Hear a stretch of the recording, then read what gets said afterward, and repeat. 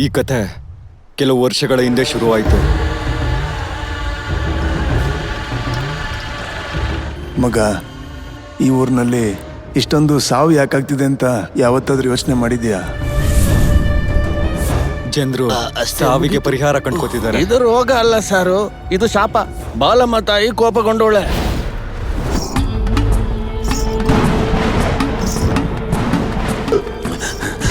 ಈ ದೇವಿಗೆಲ್ರು ಶರಣ ಆಗ್ಬೇಕು, ನನ್ಗೆಲ್ರು ಶರಣ ಆಗ್ಬೇಕು.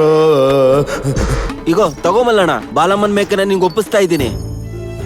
ನಮ್ಮೂರಲ್ಲಿ ಎರಡೇ ಜಾತಿ, ಒಂದು ಪಟೇಲ್ರು, ಎರಡನೇದು ಬಲಹೀನವಾಗಿರೋ ನಾವುಗಳು.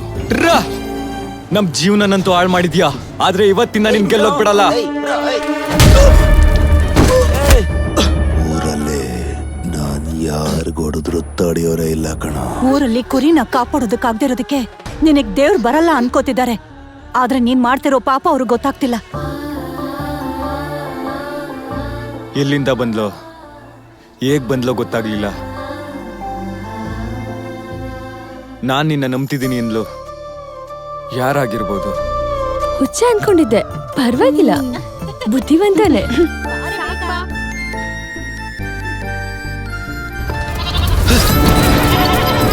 ಆ ಮರಿನ ಕಡಲ್ ಬಿಟ್ಬಿಟ್ಟು ಈ ಹುಡುಗಿನ ಓದಿಸ್ತೀನಿ ಅಂತ ಹೋಗವನೆ, ಅದಕ್ಕೆ ಅದ್ ಕಳ್ದೋಗಿರೋದು.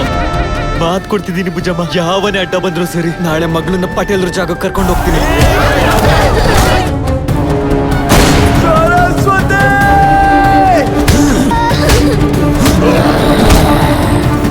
ಚಿಕ್ಕ ಗಂಗಾಧರ ಓದಿದ್ರೆ ಪಟೇಲ ಸಾಮಾನ್ಯದನ್ ಸಮಾನ ಆಗ್ತಾನೆ ಅಂದ್ರೆ ನಾನ್ ಹೇಗ್ ಸುಮ್ಮನೆ ಇರ್ತೀನಿ?